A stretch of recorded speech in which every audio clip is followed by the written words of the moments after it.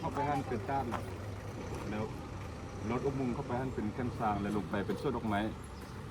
โอ้ขึ้นไปนี้แล้วทางขึ้นเนาะเข้าไปนี่แหละบ่ได้ขึ้นมีแต่เข้าไปแล้วลงโอ้มีแต่ลงกับลงโดยเอายินดีตอนรับสู่ตัดหอยครัวพี่น้องเอ้ยเดี๋ยวปุญญสิพาพี่น้องเที่ยวเด้อมื้อนี้เด้อตัดหอยครัวตั้งอยู่บ้านนี่ก่อนนี่นะบ้านปักลึงบ้านปักลึงเมืองจอมเพชรแขวงร่วมพะบางออกจากนี้ไปฮอดอันน่ะบักใกล้บ่16หลัก16หลักประมาณมุ่งสาว5-30นาทีนี่แหละโดยเอาพี่น้องไปเที่ยวโอ้วันนี้ถ้าผู้ใดที่ตามบุญยูเนาะบันทึกการเดินทางอาจจะได้เห็นหลายสิ่งหลายอันฉะนั้นผู้ใดที่เข้ามาแล้วอย่าลืมกดติดตามไว้น้องบุญยูมาฮอดตัดห้อยขั้วแล้วบ่เคยมาจักเทื่อพี่น้องบ่เคยมาตัดห้อยขั้วจักเทื่อแต่มื้อนี้เป็นมื้อพิเศษที่บุญยูแล้วก็ทางพ่อทองตันบัวซ่อนแล้วก็พอนิดแล้วก็พอเพียงเนาะมาเอาบัวซ่อนจับอันนี้ไอ้เพิ่นนึงให้หัวบ่ไปขึ้นไปเถิงให้ผมให้เดี๋ยวพี่น้องพูดอะไรที่มากะสิได้เบิ้งแล้วกับพวกเขาก็สิได้ถ่ายรูปไปนำเด้ออ้าวมีควายพร้อมติหาบทซ่อนปีน้ำมาพี่1 2โอ้งามไอ้ว่ายังเกาะเมื่อกี้น่ะไอ้ว่าควายยังเกาะตายแล้วควายตายแล้ว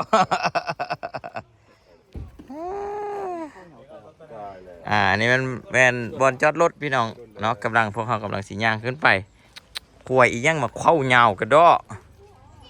ฝุ่นฟักกดไลค์กดแชร์เดี๋ยวได้พี่น้อง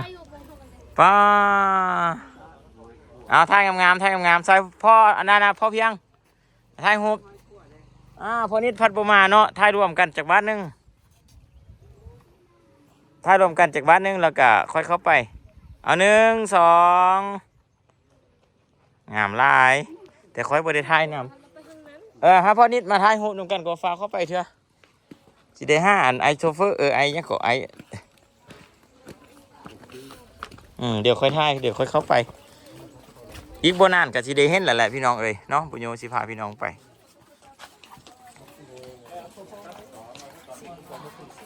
นำตกตัดปกติเขาจะมีปีเขาป่ะบอกป่ะเขาจะคือเนี่ยเมื่อกี้ปีรถซื้อปีฟักรถเดี๋ยวขอถ่ายหูปนึงก่อนมาพ่อนิดมาถ่ายหูนำกันเป็นที่ระลึกไว้ก่อนเดี๋ยวเขาขย่างเข้าไปไอ้ยืมมือถ่ายหูปนึงเด้อ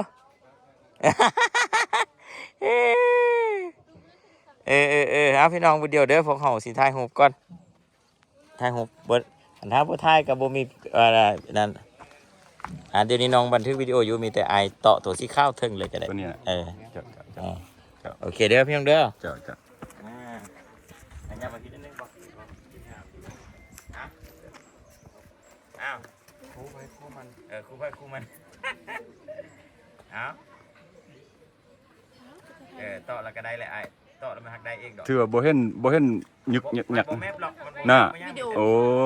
วิดีโอโดยถ่ายวิดีโออยู่แต่ว่าหักถ่ายหูพอมีแต่กดตัวสีข้าวเลยก็ได้2 3กดแล้วก็ได้แหละได้ละโอเคขอบใจโอเคขอบใจแล้วไอ้ขอบใจเห็นอยู่ป่ะบุญยูเหรอแม่นบุญยูเป็นครั้งแรกวะครั้งแรกที่มาเห็น9 ปีแล้ว5เปิดอย่างนี้ได้9 ปีโอ้เปิดได้9 ปีแล้วบุญยูกับบุหูข้อมูลนี่ยังอยู่บ้านนี่ก่อนบ้านนี้นะตัวนี้ขึ้นกับปักลึงแต่ว่าก็อยู่น้องโจงอยู่โอ้โดยเอาขอบใจเอาถ่ายรูปไปนำขอบใจไอ้คือกันคือบุญโยถ่าย2 อันพี่น้องถ่ายทางYouTube แล้วเราก็ถ่ายไลฟ์สดทาง Facebook เด้นี่ก่อนสิว่าบ่มีมือเฮ็ดอันอื่นถ่าย2 อันเลยอ้าว ได้หมวกแหละ เดี๋ยวงวกแล้ว โอ้คักไล่คักไล่ฮะพาหมูมาเที่ยวแม่ใครเคยอยู่นี่เนอะโอ้ส่วนไล่มีแต่หมวกเนาะอืม เนาะนี่เนาะ เอาลงเฟซตลอดบ่เคยมาจากเทื่อเมืองจอมเพชรฮะก็มานี่เนี่ยอืมแมนพาเที่ยวตัดหอยขั่วบนนั้นบ่ธรรมดาได้พี่น้องวิดีโอนี้วิดีโอพิเศษอีหลี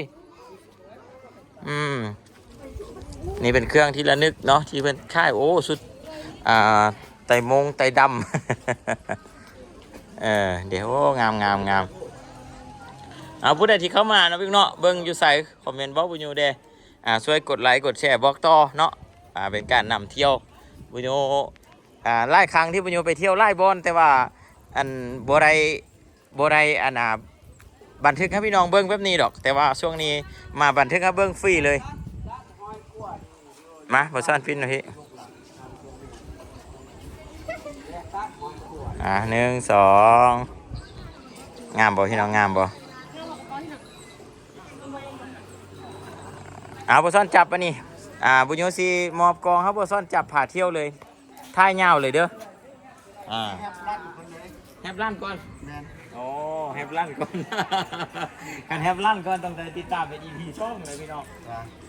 บ่เป็นยังเขาเพียงไว้ครับรัน แฮปลั่นอยู่ใส่ อันนี้เป็นหมออันลือสีนะ ใช่บ่เพิ่นแน่กันตอนใดที่มันงามเราแคปไว้เนาะทางหนึงเบิ่งตอนงามๆแล้วเขาก็ถ่ายไว้จะไปอย่างสีเห็นก่อนย่างก็ไปกับท้ายให้ได้จะได้บันทึกไว้ อ๋อนี่ไปเลยไปเลยไปขึ้น จริงพี่น้องมื้อนี้พวกเข้ามานี้นะเด้อพวกเข้ามานี้บ่ได้คันสิว่าความตั้งใจมาบ่เฮาบ่ได้ตั้งใจมาคือพวกเฮาผ่านมาทางนี้ ไปยืดจะหึงหันดู ผ่านมาทางนี้ เดี๋ยว16เดี๋ยวว่าที่กินข้าวนี่ตอนแรกเจอกันไปกลับมาเดต้าหน่อย 1 2 ไปกลับมา เอาบ่ทางงบจังได๋ ดูการแข่ง เดี๋ยวให้จักก่อน1 2 เว้นตลาดนี้ ได้ละ มันดับ เอาไปนะเจียว ไปเข้าไปเล่นนะ กินข้าวก่อนดิ อ้าว กินข้าวก่อนเนาะโอเค เอาสินะ ตอนนี้1:37 นาที จบก่อนเนาะ ถามเรื่องปีเรื่องยังก่อนแล้วเราก็จบคลิปไปแล้วก็ปิดท้ายเป็นปีอยู่ลูกเคยมาเนี่ยพูดแล้วเท่าไหร่ก่อนลาวแม่ลาวแม่ต่างประเทศ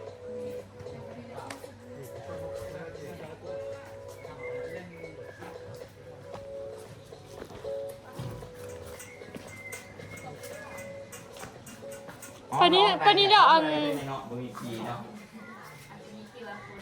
โอ้น้องมาที่พี่ยังไม่เคยมาจากเกลือโอเคปีหนึ่ง25,000กิฟต์ต่อคนต่อปี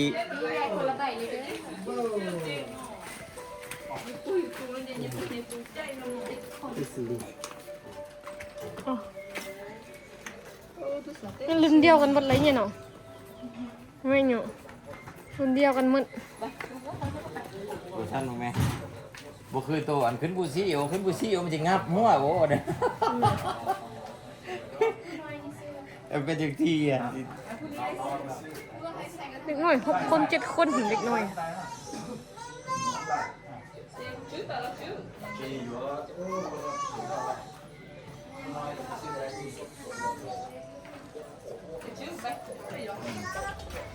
พวกนี้ต้องได้ซื้อปีก่อนใช่ไหมจึงได้ซื้อรุดอุ้มออกมาบ่ได้ซื้ออุ้มออกมาแล้วก็แล้วบ่ได้ซื้ออุ้มใส่แค่แล้วก็ย่างไปไปเดี๋ยวแล้ว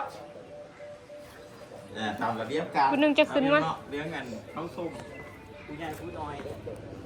ไปเนาะสิได้ไปนั่งกินข้าวก่อนเนาะ นั่งกินข้าวกันมาพี่น้องมาเดี๋ยวติดตามเรื่องพวกเขาสิเขาไปได้คุณแหละ พวกเขาสิซื้อปีแล้วก็สิเข้าไปเบิ่งพาพี่น้องไปเบิ่งอีก EP นึงอีกเอาเด้อเอาสำหรับ EP นี้จบก่อนเนาะกินเขากินหยังแล้วก็นั่นบ่ทราบเป็นรีวิวนั่นก็ได้ สุดท้ายมานั่งกินข้าวก่อนพี่น้องนี่เขาอยู่แถวนี้นี่แหละ เขาไปอยู่แต่ไหนต้องหากินเขาแป๊บนึง รายการอาหาร เขามาบ่ได้เคยเบิ่งก่อน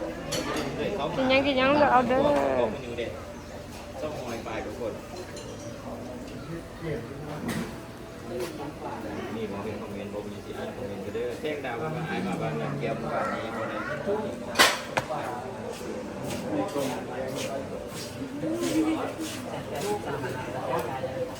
ขอจบคลิปเพียงเท่านี้กันเด้อสิได้กินข้าวกันเด้อพี่น้องเด้อ